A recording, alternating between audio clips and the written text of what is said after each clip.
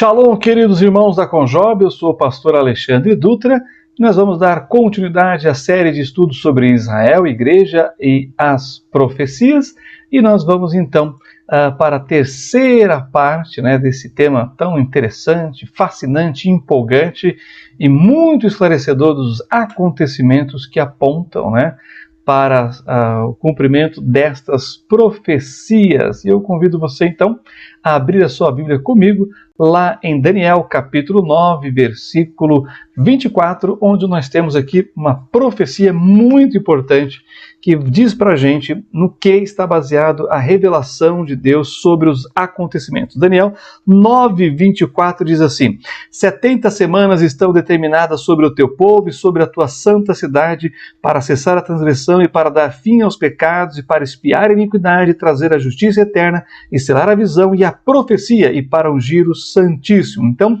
percebam que a profecia bíblica está centralizada em um povo. E o povo é o povo judeu, o povo de Israel. E a cidade, é a cidade de Jerusalém. Então, quando nós olhamos para esse povo, nós também vamos perceber que o Senhor tem trabalhado com Israel nos dias de hoje através da sua preservação. E por preservação nós queremos dizer que Deus tem cuidado do povo no sentido de manter a sua identidade.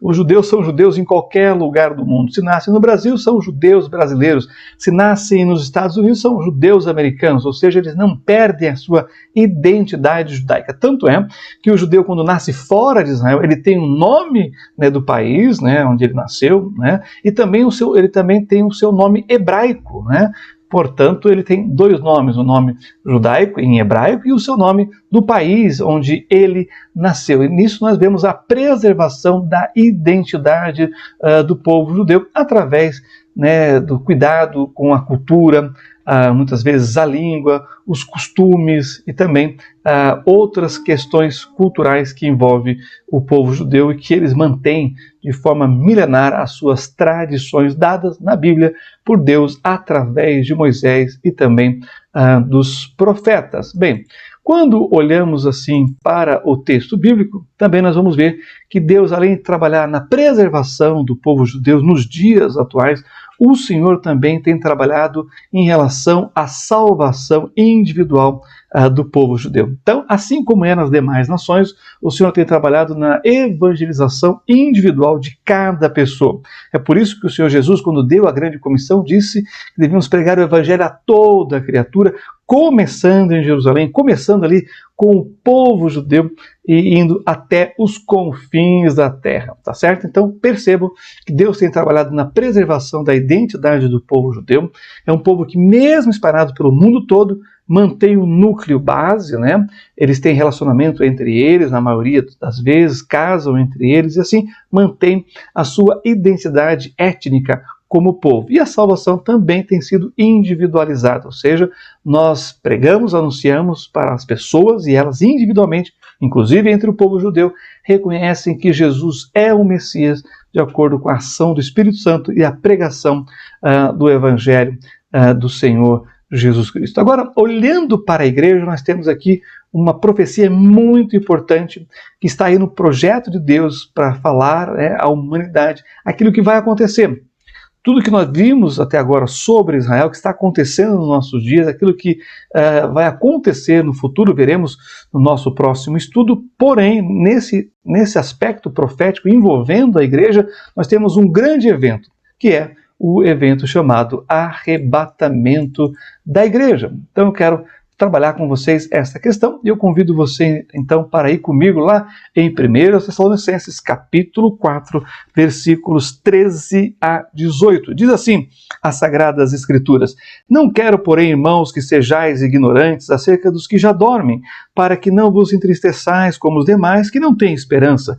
Porque se cremos que Jesus morreu e ressuscitou, assim também aos que em Jesus dormem, Deus os tornará a trazer com ele. Dizemos-vos, pois, isto pela palavra do Senhor, que nós, os que ficarmos vivos, para a vinda do Senhor, não precederemos os que dormem. Porque o mesmo Senhor descerá do céu com alarido e com voz de arcanjo e com a trombeta de Deus, e os que morreram em Cristo ressuscitarão primeiro. Depois nós, os que ficarmos vivos, seremos arrebatados. Guarde essa palavra-chave na compreensão desse tema.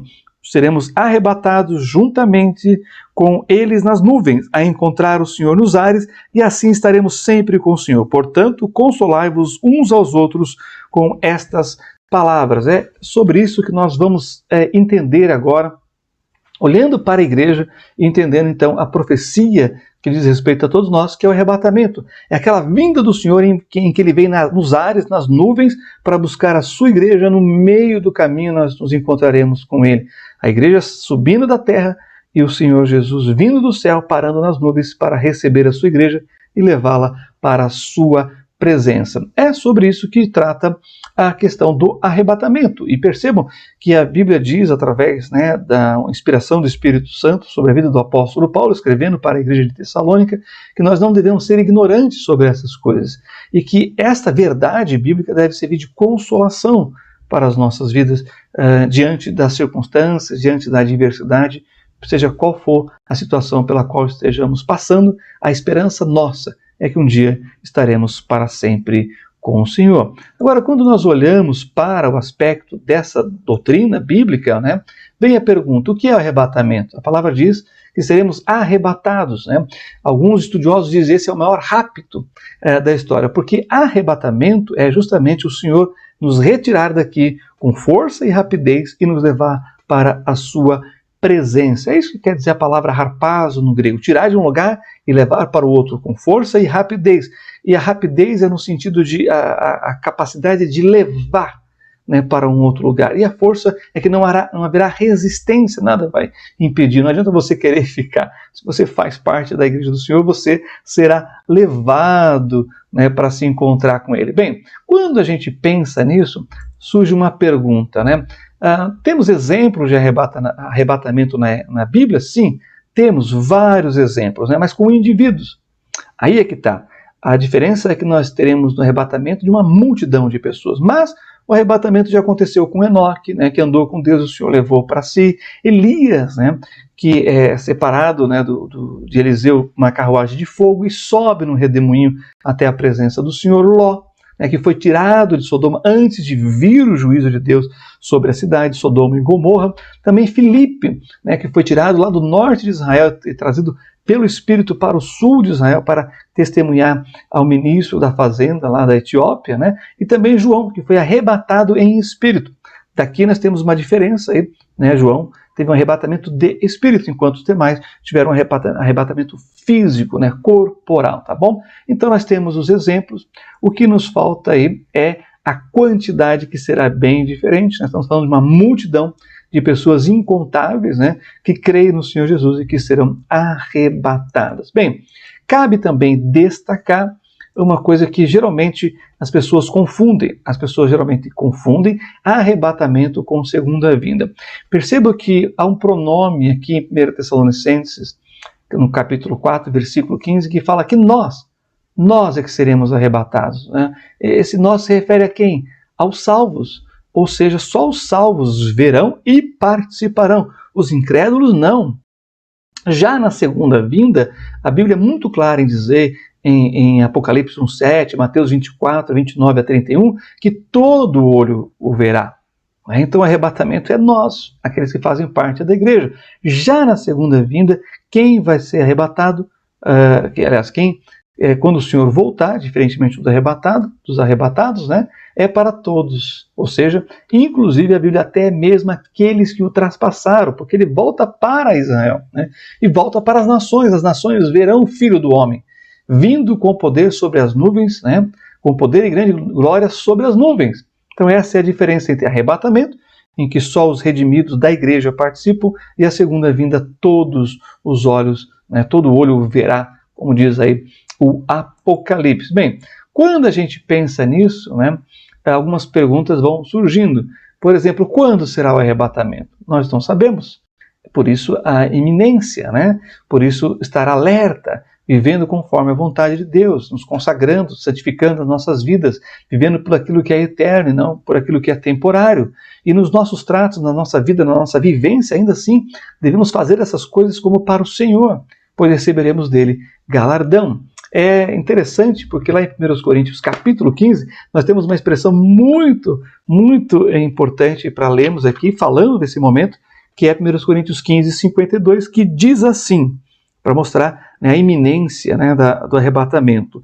No momento, no abrir e fechar de olhos, ante a última trombeta, porque a trombeta soará e os mortos ressuscitarão incorruptíveis, e nós seremos transformados. Então, num piscar de olhos, aí mostra para a gente a iminência, essa coisa que pode acontecer a qualquer momento. Não há sinais para o arrebatamento, né? Ele é o super sinal de Deus para a história da humanidade, tá certo? Já para a segunda vinda há vários sinais, como aqueles que nós vimos anteriormente. Então, perceba e acompanhe comigo esse fato muito importante aqui, envolvendo o arrebatamento da igreja. Avançando, nós vamos aqui para uma outra pergunta que eu acho que vale a pena a gente destacar: como será o arrebatamento? E aí eu convido você a voltar comigo lá para 1 Tessalonicenses, né?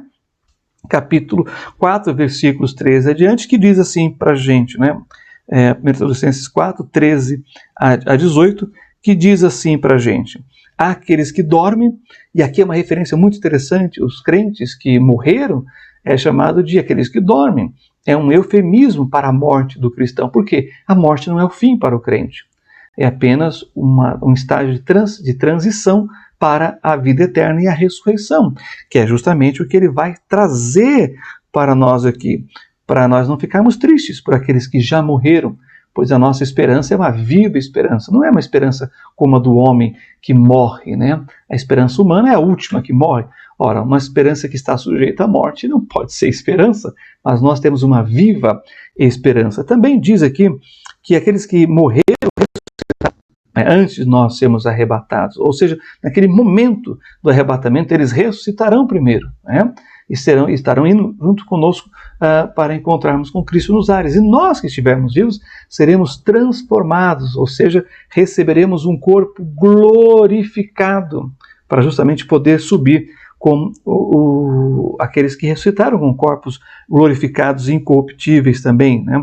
Em que o mortal vai se revestir da imortalidade e o corruptível da incorruptibilidade, como diz 1 Coríntios capítulo 15. Também tem aqui o toque da trombeta, porque a trombeta na Bíblia tem um significado de ajuntamento, de reunião, é o chamado de Deus. É por isso que nós encontramos essa parte aqui, tá certo? Então, são essas coisas que demonstram, né, como será o arrebatamento da igreja. E aí, uma outra pergunta: quem serão os participantes do arrebatamento? 1 Coríntios 10, 32 fala sobre 3 grupos: judeus, né, gentios e a igreja de Cristo. Nós somos a igreja do Senhor Jesus. E a igreja do Senhor Jesus é a união de judeus e gentios que creem em Jesus como Messias. É por isso que João 3,18 vai dizer: aqueles que creem e aqueles que não creem. Aqueles que creem serão salvos, e aqueles que não creem já estão condenados. Também nós temos aqui onde será o arrebatamento. Olha aí o capítulo 4, versículo 17 novamente. Diz assim: depois nós, os que ficarmos vivos, seremos arrebatados juntamente com eles nas nuvens, a encontrar o Senhor nos ares, e assim estaremos sempre com o Senhor. Então, entre as nuvens, nos ares. E, para finalizar, nós temos uma pergunta muito importante aqui: qual o propósito do arrebatamento? Abra comigo João capítulo 14, versículos de 1 a 4. Você já parou para perguntar qual é o propósito? E assim, então, eu quero encerrar com vocês essa terceira parte, essa série de estudos sobre Israel, a igreja e a profecia. Então, João capítulo 14, nós temos aqui palavras do Senhor Jesus, versículos de 1 a 4. Não se turbe o vosso coração, credes em Deus, crede também em mim. Na casa de meu pai há muitas moradas, se não fosse assim, eu vos teria dito. E aí, então, ele afirma: vou preparar-vos lugar. Para quê? Qual o propósito de preparar lugar no céu, né? Aí o versículo 3 responde: e quando eu for e vos preparar lugar, virei outra vez e vos levarei para mim mesmo, para que onde eu estiver estejais vós também. Mesmo vós sabeis para onde eu vou e conheceis o caminho. Então percebam que o propósito do arrebatamento é o Senhor nos levar para estarmos para sempre com Ele. É o que estamos aguardando, é o que estamos esperando e é o que vai acontecer. Já vimos exemplos de arrebatamento com pessoas individualmente. Estamos aguardando então agora o arrebatamento da igreja. E como apóstolo Paulo, nós esperamos, né, e confiamos e cremos que nós seremos a geração do arrebatamento. Que Deus abençoe e até o nosso próximo e último estudo.